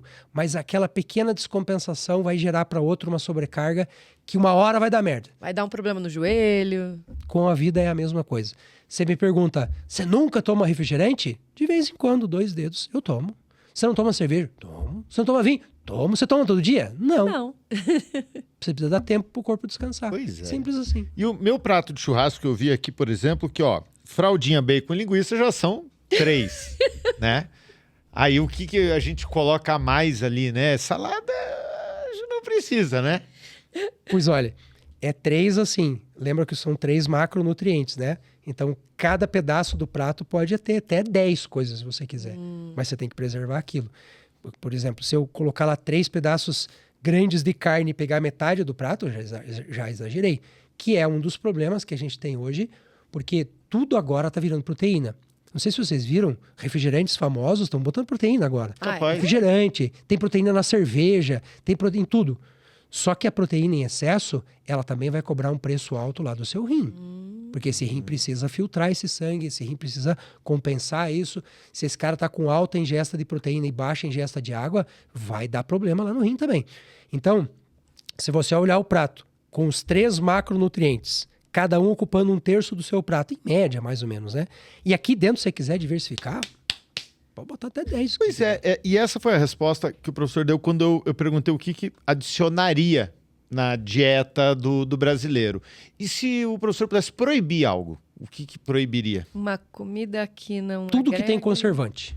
Boa. Qualquer coisa que tenha conservante. Porque o impacto disso é tão grande? Assim, o açúcar é desgraçado, o sorvete Puta. é monstruoso, horrorível. Mas é bom, né? Palatável, você quer dizer, né? Isso. Bom não é, ele é palatável. Exato. Agora, o conservante, ele é um problema, porque de cada 10 genes que sobrevivem no corpo humano, só um é nosso. Os outros 9 são bichos vivendo em nós. Louco. O teu corpo inteiro, a contagem média de células de um corpo humano de cerca de 70 quilos é de 30 trilhões de células. Essa é a nossa contagem, 30 tri. Tá. Só no teu intestino grosso, Tá. você tem 130 trilhões de micro-organismos. Caramba. Só no intestino grosso. Mais o que você tem na pele, mais o que você tem dentro dos olhos, do ouvido, da boca. Né? E esses bichos, eles não estão ali de graça. Eles estão ali fazendo o que o nosso corpo não faz. Por exemplo, quando você vai pensar nas vitaminas, é um grupo amina que o corpo não produz. Por isso a gente chama de vita, que é vital. Eles dependem quase que exclusivamente do trabalho desses bichinhos para poderem ser ou produzidas, ou processadas, ou absorvidas. Só que, quando você faz um produto lá no mercado e você diz assim, eu não quero que esse troço aqui estrague. Então eu coloco nele um conservante que inibe a proliferação de bichos ali dentro, o que é muito legal, porque vai ficar 6 meses no mercado. Mas se você tiver 2 neurônios, o Tico e o Teco, e eles estiverem conversando e prestando atenção agora, você vai ligar uma coisa a outra. Porra, se essa merda faz isso ali, quando eu botar aqui pra dentro, onde eu tenho os meus 130, será que não vai fazer a mesma coisa? Aí, por conta de um alimento extremamente palatável, que você fala, oh, que gostoso o teu intestino, ó. E aí a gente desequilibra, gerando a disbiose. Então, se eu pudesse tirar alguma coisa hoje do mercado, seria tudo aquilo que tem conservante. Ah, não tem como tirar, então tire você da tua vida. Porque, Boa. cara, eu trabalho com intestino, eu tô mexendo com o intestino todo santo dia. Eu tô olhando bosta de gente todo dia. Eu tô olhando diarreia de gente todo dia. E, cara, tu olha ali e você fala, meu Deus do céu, esse cara tá comendo muito Cada errado. cocô feio, né? Não, você precisa ver o que o pessoal manda lá pra mim. É mesmo? Tira a foto do vaso sanitário e fala, olha meu cocô aqui, doutor, que bonitinho. Tem isso? Tem. Porque como é esse que é ele uma vai leve. saber se o cocô do cara tá saudável, se tem pouca água, se tem muita água, se ele não olhar? Ele Peraí, manda no peraí. Instagram, cara. Ah, não. Tô falando pra você. Peraí. Tem gente que compartilha bom dia todo dia. E tem gente que compartilha foto de cocô com você. Como é isso? Esse é o mais leve. Tem gente que... eu tenho uma equipe lá que me ajuda a responder as coisas, né? E quando o funcionário novo entra, eu tenho que fazer 2 treinamentos com ele. O primeiro treinamento é pra ele não ficar mais nervoso. Tá. Porque o hater é chato e o cara, às vezes, ele toma dor e ele quer ir pro fight. Eu falo, não briga. Isso é coisa estúpida. É só um rapaz de 14 anos, não precisa brigar com ele. É. E o segundo treinamento é você tem sensibilidade a imagens complexas. Porque o cara tira foto do saco com uma pereba desse tamanho e manda. Fala, isso aqui, doutor, manda. tem jeito? Não é 1 ou 2. Eu recebo 12 mil mensagens por dia. Imagina quantas dessas, assim, que seja 1%. É coisa pra É caramba. coisa pra caramba. Enfim, mas você tem uma coisa que eu gostaria, assim, de saber a opinião do professor. Eu meio que, vamos dizer que do churrasco, a gente já deu uma pincelada. Não queime o churrasco. Não, pelo amor de Deus. A carne é rosada. Por fora é tão gostosa. Tudo bem, Faz se mal? for pra selar, Aminas heterocíclicas, nível 1 da tabela da OMS como produto cancerígeno. No mesmo nível da gasolina. A parte queimadinha da carne? carboneto. Ah, não. É tão gostosa. Aminas heterocíclicas. Oi. E se for carboidrato, vai formar uma coisa chamada AID, que são produtos de glicação avançada. Quando você vai fazer teu exame de sangue, o médico geralmente pede para você hemoglobina, contagem total, e hemoglobina glicada, Tá. que é aquela que já está caramelizada, que está problemática, que é um dos índices que a gente usa para saber se a pessoa vai ou não ser diabética. Sim. Quando você come o açúcar, você corre o risco de aumentar a tua hemoglobina glicada, porque o teu corpo tem vários mecanismos para tentar não deixar isso acontecer. Se você comer pão torrado, arroz torrado, se você batata frita, ali tá cheio de AIDS. Entrou, ele não pede licença, ele vai direto para sua hemácia e uma hemácia condenada, ela leva 120 dias para o corpo trocar ela. Então a gente troca o nosso sangue a cada 120 dias. Você vai ter por 120 dias um grupo de hemácias ali que são ineficientes. E se você pensar na hemoglobina, né, que é a parte menor, que leva oxigênio, que leva detritos para fora, então você tá um trabalhador... Mas daí eu Cara, tomo... quase que eu falei uma besteira aqui.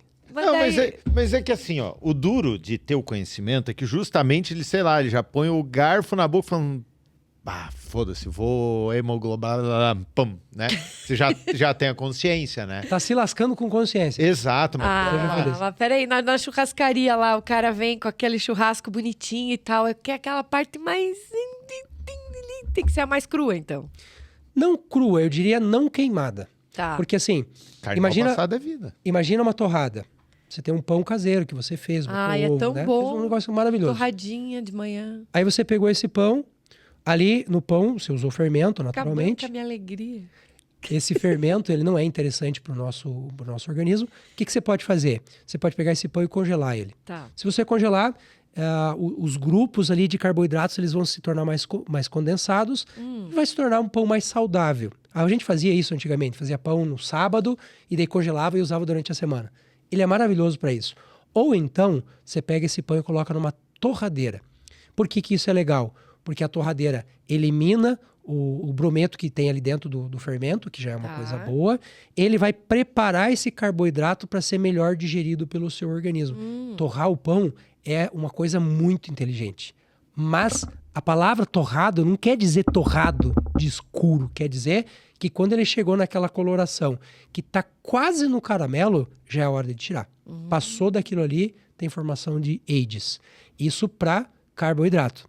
Se você estiver queimando a carne com gordura, ali existe uma coisa chamada acroleína, que vem de óleo, que é tão cancerígena quanto... Claro, que aqui, guardadas as devidas proporções, senão já vai ter hater aí falando o cara tá comparando uma coisa com a outra.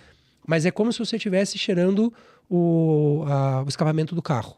O que que tá saindo ali é a acroleína. Você tem óleos queimados ali, né? Você tem hidrocarbonetos aromáticos queimados ali. Então, de novo, guardadas as devidas proporções, porque você não vai ficar no carro ali cheirando o negócio, né? Mas imagina isso durante uma vida inteira. Claro, mas espera lá então. Não, para aí. continua aqui, no cutil aqui. Porque olha só, né? Falando dos 3 Cs, eu percebi que coisas que eu amo tem C. Aham. Churrasco, quê? falamos. Agora vamos falar do tal do chocolate. Não vai Faz bem, queimar faz milho com mal. chocolate. Quando faz bem, quando faz mal. Em pequena quantidade, de maneira modular, não todos os dias. E quanto mais você tiver concentração de cacau mesmo, Não na verdade, todos os dias, ouvi direito? Não todos os dias. Porque se você pegar um pedaço de chocolate, você concorda comigo que café tem cafeína, e cafeína você sabe que até uma certa quantidade, maravilha. Até 240 miligramas, 3 xícaras por dia, maravilhoso, parte da manhã. O chocolate tem mais cafeína proporcionalmente do que o café. E ela tem uma outra substância chamada teobromina. Teo é Deus e bromos é comida. Então, a gente chama o chocolate de comida dos deuses. Porque ele realmente é maravilhoso. Concordo. Também. Em pequena quantidade, até o meio-dia, sensacional. Passou do meio-dia, aumentou a quantidade, aí você está fazendo o processo contrário. Exemplo. As Pode comer gorduras... chocolate de manhã, então? Até o meio-dia, vamos combinar? Tá. Tarde para noite, não. Aham. Porque quando você pega a gordura hidrogenada, que está presente na maior parte dos chocolates, Ele adora. a gordura hidrogenada, ela literalmente deixa o teu intestino careca. O intestino, ele é cheio de dobrinhas, Sim, sim. chamadas vilosidades, e as vilosidades são cheias de dobrinhas chamadas microvilosidades. Se você abrir o intestino inteiro, ele fecha 160 metros quadrados. Ele pega uma quadra de tênis inteirinha. Nossa. E ele é todo dobradinho assim, para que os nutrientes possam ir passando por ali, ele vai puxando e tal. O que você acha que acontece quando você come gordura hidrogenada? Ela literalmente plastifica isso, e não é por um tempo pequeno. Teu corpo leva 6 horas para limpar isso. Mas é palatável, hein? Palatável, sim. Palatável, sim. Agora, uma explicação técnica legal aqui pra gente poder entender. Quando você coloca alguma coisa na tua boca, a tua boca tá cheia de neurônios. E as pontinhas dos neurônios se grudam a uma estrutura chamada botão gustativo. E o botão gustativo, ele vai fazer a percepção aqui do gosto, e ele cria um impulso elétrico que você libera ou dopamina, ou você libera outra coisa para te afastar daquilo. Mas a grande sacada é que o mesmo botão gustativo que faz você sentir um tesão lazarento de grande pelo doce é exatamente o mesmo que faz pelo amargo. Bah. Só que você leva de 60 a 80 dias para criar a maturação do teu botão gustativo. Então, se hoje eu decidir parar o meu café com açúcar, eu vou levar 3 meses para me Bem adaptar. mais para gostar de café sem açúcar, mas muito mais. E você tem que lembrar que gosto não é só percepção sensorial. É mente. A pessoa que toma um negócio e fala, ai, que coisa horrível. O que ela está falando para ela mesma? Ela está criando um antigosto. Ela está induzindo. Ó, para vocês terem uma ideia de como isso é poderoso. Quando a gente vai fazer uma pesquisa científica, e eu pego 2 grupos para fazer um controle, e eu não digo para quais grupos eu estou dando remédio de verdade. Para um eu estou dando placebo, para outro eu estou dando remédio de verdade. Quando a gente vai fechar a pesquisa científica, ambos os grupos podem ter melhoria de até 30%. Então a gente tem uma curva que a gente tira da pesquisa, que é o famoso efeito placebo. Sim, sim. O cara que está tomando pílula de farinha, ele também melhora. Mas, cara, ele está tomando farinha. O que fez ele melhorar? Ele acreditar que aquilo está fazendo bem para ele. É a fé que ele tem naquilo. Seja em Deus, seja naquilo. Sim. É a fé que ele está fazendo naquilo. Então, a fé, ela funciona como uma faca que tem 2 gumes. Ela corta para os 2 lados. Você pode acreditar que aquilo está te fazendo bem ou que aquilo está te fazendo mal. Uma piada rápida para ilustrar isso. Dizem que Jesus resolveu vir para o Brasil ajudar a galera no SUS. E ele se vestiu de médico, foi lá, olhou o cara, ele já sabia o que era, já a prescrição melhor possível, resolveu o problema do cara. Ele saiu em 5 minutos. Saiu, a pessoa que estava lá fora falou assim, e aí, como é que é esse médico novo? Igual a todos os outros, ele nem bota a mão na gente. Cara, ele foi atendido por Jesus, velho. Mas é o que ele pensa sobre aquilo, é o que ele acredita sobre aquilo. E hoje a gente tem uma margem para alguns medicamentos que chega na casa de 40% da efetividade da medicação. Sim. Quando a pessoa toma e diz, isso vai me curar. É tipo aquele empurrãozinho, assim, que a mente dá, vamos dizer, pro resto do corpo, fala, oh, não, fica tranquilo, você vai melhorar. Né? Sabe que a minha avó era assim, né? Afinada Dona Yolanda, saudade dela.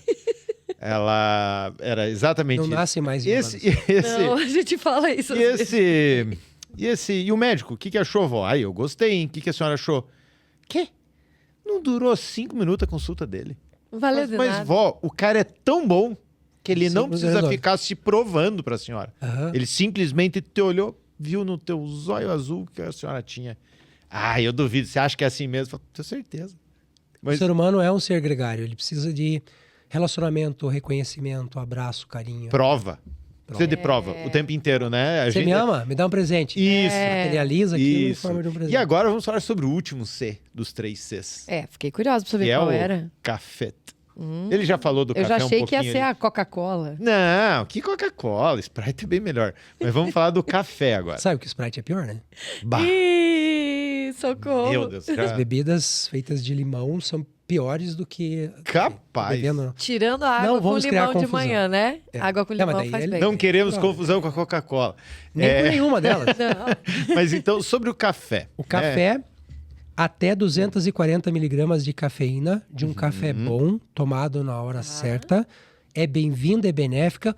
Inclusive, quando você vai olhar para a fitoterapia, nós temos uma área da fitoterapia chamada trofoterapia, que é o uso de comida, alimento, como remédio. Tá. E o café faz É um parte deles. disso. Ele é uma bebida funcional. Ou seja, ele tem a parte de nutriente e ele tem a parte medicinal. Então ele está no meio termo. Diferente de um, sei lá, chá de hortelã. O chá de Sim. hortelã, ele é medicinal. Ele não tem trazer nutriente. O café não. Ele traz nutrientes. Qual é o problema do café hoje? Horário, Tá. tipo de café, excesso e constância. Exemplo. Eu fiz o café, passei o café agora. Em 20 minutos, se você botar ele dentro de uma garrafa, ele começa um processo de oxidação que vai transformar a cafeína num monstrinho. O que era benéfico se tornou um monstrinho. O café, ele precisa ser torrado até 180, 200 graus no pau brabo. O que a indústria brasileira faz hoje? Mete esse café a 300 graus, com pau, pedra, galho. A legislação brasileira permite que até 25% de partes do café Não seja café. tá lá dentro e não precisa ser café. O que os caras fazem para disfarçar isso? Temperatura enorme, aquele café não é mais café. Você tem ali um carvão, literalmente. Quanto mais forte, extra forte, pior é esse café. Mais torrado, mais passado. Isso. E aí, assim, cada caso é um caso, mas, por exemplo, você não tem problema nenhum de saúde. Tomou café depois do almoço. Maravilhoso, seja feliz, cara. Vai lá e toma teu café sem problema nenhum. Você tá com ferro baixo. Não é uma boa ideia. Ele vai diminuir a absorção do ferro. Ele vai interferir no zinco. Ele vai interferir no magnésio. Pô, você tem uma úlcera. Cara, essa cafeína vai te dar problema. Então, dentro desses moldes aí da perfeição, ele é maravilhoso. Respeitou esse limite, indicação com prescrição do nutricionista. Tome café. Sim. Ponto. Fora disso, eu pensaria. Legal. Tá, Agora, mas espera, desculpa. vai É lá. porque assim, calma, estamos falando de café. É um assunto que pra mim é muito sério. Então, o café, vamos ver se eu entendi direito. O café, então, aquele que você chegou lá no restaurante do posto de gasolina no meio da viagem e tá aquele café coado naquela garrafona Uma enorme, esquentado, eu diria, porque ele é mantido tá quente ali, aquecido né? ali, é. Cara, então aquilo ali é um café oxidado, é um É café veneno. prejudicial. É veneno e eu falo em público para quem tá me ouvindo agora. Esse café é cancerígeno. Tá, então, gosta de um café mais suave, então, né, não quer uma expressão fortão, então talvez seja o caso de ir lá e consumir o americaninho, que é tirado que é passado na mesma hora. Carioquinha. Melhor, Carioquinha. carioquinha, melhor. Caramba, cara, não tinha essa informação. Eu sempre gostei do café coado, do café filtrado, como hoje Feito na hora. fala, né? A gourmetização Mas do nem café. sempre é possível fazer Nem sempre é na hora, possível. Mas eu acho assim, o V60, que é aquele que o pessoal traz ali, faz na hora. Maravilhoso. Maravilhoso. né? É bom, né? E vamos lá, o professor consegue tomar café e comer chocolate só até meio-dia? A maior parte dos dias, sim. A maior parte dos dias, sim. Santo, claro que final de ano, festa, Ufa. aniversário, bolo de chocolate. Sinto-me melhor agora. Mas aí que tá. É aquela questão assim, né? Quando você tem uma situação aguda, aconteceu nesse pico aqui, o teu corpo tem mecanismo para lidar até com porre. Agora, Verdade. quando isso se torna crônico, aí é problemático. Então, assim, agudamente, esteja bem, tranquilo. Toma teu vinho, toma tua cerveja, toma teu café. E o que é pior? Café todo dia ou porre todo dia? Apoie. O álcool. Ufa, nada se Muito compara. pior. Sinto-me melhor. Você vê como que as pessoas usam a informação, né? Você Você vê, me né? perguntou do fato ou fake lá. Eu não quero nem Churrasco saber. todo dia ou porre todo dia? O que é pior? Nossa. todo dia. Hã? Porre todo dia. Olha, sinto-me Gente, tirando melhor. dúvidas aqui. Escreva nos comentários Coloca o que dois você extremos, prefere. Agora, eu quero falar um pouquinho sobre o negócio que você tem. Então, a Fitessência, você tem uma procura grande pelos remédios, dá para chamar assim? Pelas Não. fórmulas que vocês têm lá. Como é que é? Suplementos. Suplementos, Isso. perfeito. Como é a procura, como é que vem sendo o crescimento e como é que veio a ideia de abrir esse negócio que hoje é tão procurado? Eu sou um professor nato. Desde que eu nasci eu dou aula. Então, o que eu gosto de fazer, o que eu sei fazer é dar aula. E essa área de desenvolvimento humano, mais para o natural, uma área que inevitavelmente em algum momento ia crescer e a gente está vivendo a fase mais vertiginosa disso. A gente está na fase da descoberta do petróleo para essa linha, né? Então o fitness está crescendo bastante, toda essa parte de plantas medicinais. E eu formei muitas turmas de profissionais na área de saúde e explicando, olha, vou te dar um exemplo. Uma planta medicinal, ela não pode ser plantada em qualquer lugar. Ela precisa sofrer no ambiente, ela precisa ter todas as intempéries daquele ambiente para ela criar os metabólitos secundários que vão tornar ela uma planta medicinal. Tá. Então, eu entendi isso muito bem. Onde é que eu encontro essa planta? Não tem. Vou no mercado comprar. Não tem. O chazinho que você tem lá no mercado é chazinho, é uma porcaria. Eu nem aceito que na fitoterapia a gente chame de chazinho. Se você sentar comigo e falar, tem um chazinho aí, eu vou falar chazinho é o teu nariz. Por quê? Porque essa planta ela tem todo um rito, desde o momento em que você plantou, colheu, processou, entregou. E você Essa consegue planta- plantar isso? A gente tem as associações aí, de onde certo. a gente compra a matéria-prima, né? Mas, por exemplo, eu não posso comercializar uma planta medicinal dentro de um saco plástico que pegue luz. Ele tem que estar dentro de um saco escuro, sem luz. Eu fui no mercado e eu vi aquelas bombonas assim que o pessoal pega aquilo todo dia. Aquilo ali é comestível, aquilo não é medicinal. Sim. Nesse momento, os meus alunos começaram a me cobrar. Aí, Aonde que eu encontro? E eu quase que sem outra opção, eu tive que abrir o negócio da Fitessência para começar a fornecer esses ativos. Certificando da origem daí. Isso. E aí a minha qualidade, uma qualidade que o meu público hoje, ele é 90% 30 a mais, 40 a mais. Sim, sim. Que é exatamente aquela fase onde o corpo já não está mais exatamente bem. Então eu não posso entregar para esse cara uma creatina que corra o risco de ter amido de milho ali dentro. Esse cara tá usando creatina para tratar uma diabetes. E tem, hein? Porra, um monte. Enfim, então a gente foi configurando a Fitessência para que ela fosse um centro de pesquisa, um centro de conhecimento, um centro de produção Que legal. e que oferecesse uma qualidade mínima a um preço justo. Porque eu posso produzir uma creatina para vender a 5 mil tranquilamente, mas ninguém vai comprar. Exato. Então eu preciso ter algo que me mantenha enquanto empresa e que ao mesmo tempo ofereça a qualidade suficiente. E é por isso que a minha taxa de recorrência na compra hoje é de mais de 90%. Isso é muito legal, né? Sabe que É sobre muito grande. a creatina, professor, certa vez um irmão meu comprou uma creatina. Não, olha aqui, achei essa com preço muito bom. Falei, cara, me surpreende uma creatina, não me lembro o valor, mas era tipo, sei lá, 15, 20 reais. Falei, cara, me surpreende porque normalmente são creatinas impuras, né? E ele, mas como é que eu sei? Falei, basta você olhar. Se ela falar que uma dose de 3 gramas não tem 3 gramas de só creatina, ela é Alguma coisa impura, errada. né? E a gente olhou e de fato, tinha um monte, tinha, sei lá, a creatina e mais uns 2 ingredientes lá. Aí eu disse, cara, creatina é um negócio que é só ela. Se é 3 gramas a porção, tem que ter 3 gramas de creatina. Zerou. E você sabe que a creatina, ela é que nem o detergente. Ela é que nem a gordura. Ela é uma substância hidrofóbica. Ela não mistura na água. Então, quando você colocar a creatina e misturar no copo, ela tem que baixar inteira. O copo tem que ficar clarinho de volta, porque ela não mistura com a água. Então, ela vai assentar no É um fundo. bom teste. Se a água ficar clara, branca ou qualquer coisa assim, é lixo. Mas e se for aquela gominha? Gominha de creatina? É. Aí não tem como se fazer esse Não teste. tem como Aí fazer o teste. o teste que a gente faz é o teste do iodo daí.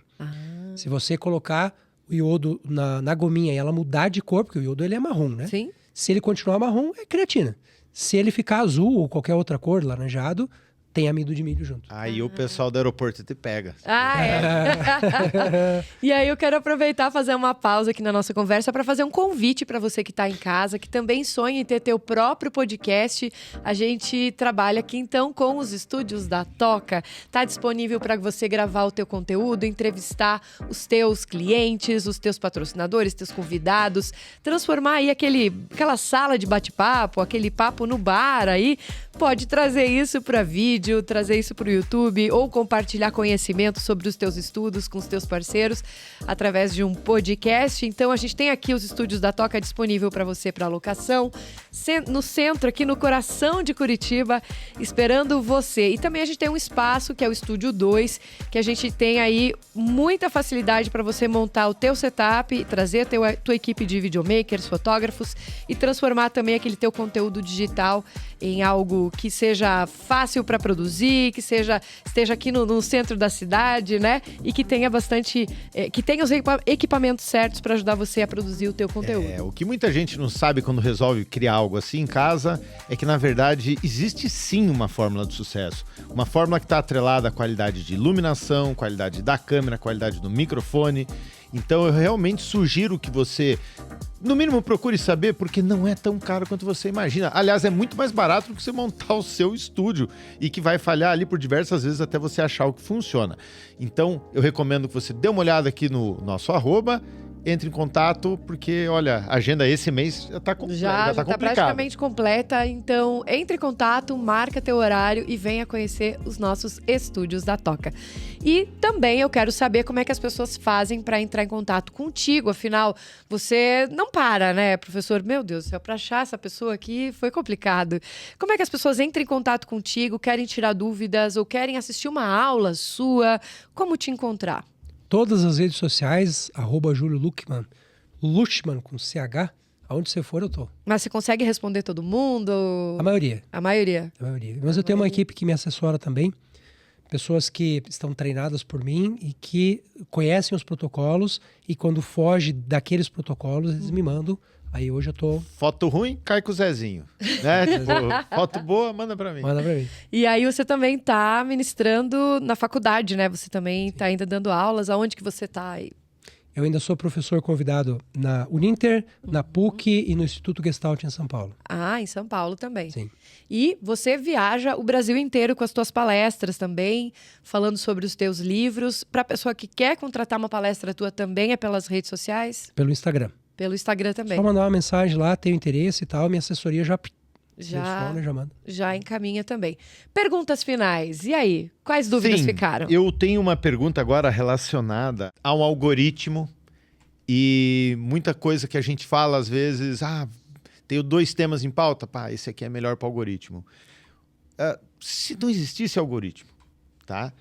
O que de diferente o professor abordaria? Tem assuntos que o professor vê às vezes proibido de falar por conta do algoritmo? Tem. Aos 24 para 25 anos de idade, fazendo uma pós-graduação em psicopedagogia, a minha orientadora descobriu que eu tinha TDAH. Uhum. E o TDAH, ele pode ser tanto uma coisa maravilhosa quanto um inferno na vida da pessoa. Até os 24 anos foi um inferno. Porque até esse momento, eu mais me perdia do que sabia o que fazer. Quando eu entendi isso e eu comecei a trazer ferramenta para a minha vida, eu tornei o meu TDAH altamente funcional. Então, o meu leque de opções hoje de interesses é muito grande. Eu vou da filosofia à bioquímica e transito tranquilo e todos são extremamente interessantes. Eu adoro tecnologia, IA, não sei o que. Só que, comercialmente falando, os assuntos que eu trago são os que fazem a minha rede girar. Hoje eu tenho alguns grupos, por exemplo, dentro do meu canal do YouTube, que ali eu sou o Júlio, que eu sou com vocês, que eu sou com a minha esposa, que eu sou em casa, que eu sou com os meus funcionários. Ali eu converso sobre filosofia, eu sou professor nessa área de neurociência, na área de saúde, de fitoterapia, enfim. Mas eu tenho um leque de opções muito interessante. Eu falo sobre espiritualidade, eu falo sobre filosofia, eu falo sobre sociologia, eu falo sobre, uma quantidade enorme. Então, esse é um grupo que quem quiser pode se inscrever no canal lá do YouTube. Você entra lá, assiste os meus vídeos, está escrito aqui embaixo. Esse aqui tem um grupo especial, entra lá. É ali que eu me mostro na pessoa que eu sou. Por quê? porque ali eu consigo a completude. Ali eu não ponho gravata, ali eu tô sem meia em casa, ali eu tô comendo comida com a mão. Então, esse é o meu dia a dia. E eu fiz questão de mostrar isso por 2 motivos. Primeiro, para desmistificar a imagem do cara famoso. Tá. Que o cara famoso, ele existe, sim. Mas eu sou uma pessoa como qualquer outra. Eu sou humilde, eu tenho uma vida extremamente simples. Eu não tenho luxos. Só que isso não vende. Então, quando eu vou para essa linha do canal, eu quero mostrar um pouco disso, assim, né? E o segundo objetivo que eu tenho ao ir para esse canal é que pessoas que busquem um certo desenvolvimento e que possam se espelhar na minha experiência são muito bem-vindos. Eu odeio guru. Odeio. Tenho pavor de também. gente que fala, faz assim que vai... Eu odeio isso. Faz o caralho, eu também odeio isso. Odeio isso. No entanto, a sua experiência e a sua... Provavelmente tem coisas que vocês fizeram que se você contar pra mim, eu vou falar, cara, não vou dar porrada que nem esse cara deu. Ele deu lá e se lascou, eu vou por outro caminho. Então a minha ideia dentro desse canal é mais ou menos isso. Inspirar, né? Inspirar as pessoas. Olha, os livros que eu li foram esses, os que eu produzi foram esses, as ideias são essas, enfim. Ali é um eu mais completo. Mas quando você chega e fala assim, não tome café depois do meio-dia... Nossa, isso atacou assim diretamente. Não, mas daí você é advogado dele. Ele não hábito. falou não tome. Ele falou não é recomendado. Boa. Eu tenho uma Tô estratégia brincando, gente. dentro das redes sociais que é assim. Meu TDAH me tornou uma pessoa absurdamente disciplinada. Isso às vezes até enche o saco. Sim. Porque se tu me falar 9 horas, eu vou estar aqui às 9. Tá, certo. Isso para mim é muito importante. Aham. Então, essa parte da disciplina, ela é... Agora eu perdi o raciocínio. É uma rotina que você não consegue cortar, assim. Você tem que... Mas eu ia falar uma outra coisa que... o TDAH agindo na pessoa, gente. Mas assim, já vai voltar o raciocínio. Mas eu tenho uma disciplina muito grande para fazer as coisas. E isso me permite colocar algumas dessas regras assim de maneira bastante disciplinada no meu dia a dia. Assim, né? E às vezes isso pode se tornar um problema para outras pessoas, mas para mim isso é uma regra de vida. Assim. Caxias. Nossa, é isso mesmo. Me dá rumo, me dá lógica. Eu acordo 6 horas todos os dias, de domingo a domingo, não importa o dia. Não importa o disciplina. dia. Eu acho que disciplina faz bem. Mas não pra todo mundo, Não, é que, Sim, entenda, claro. a disciplina imposta por uma pessoa a outra é um problema, sim. Mas a disciplina que você consegue fazer valer na tua vida, cara, essa é a disciplina... Essa é a boa disciplina. É Igual verdade. gordura boa e gordura ruim, não Sim. falo, né? verdade. Essa eu diria que é a gordura boa. Eu tinha mais perguntas para fazer, porque estão chegando aqui comentários, mas não vai dar tempo de perguntar sobre tudo isso. Queria saber sobre casos de autismo que tem cada vez mais sendo diagnosticados, né? Queria saber também sobre as canetinhas do momento. Mas não vai dar tempo. Vamos tentar responder rapidinho, pelo menos a das canetinhas, doutor? E aí? É a favor? Usaria ou não usaria? Com rigor, sim. Com rigor, sim? O que a gente hoje chama de canetinhas é uma tecnologia que já existe há 30 anos. Olha que legal. Mas ela virou comercial agora. Agora, né? E virou... Hoje, né?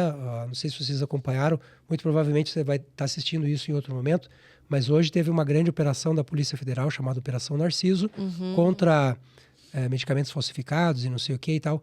A tecnologia é incrível.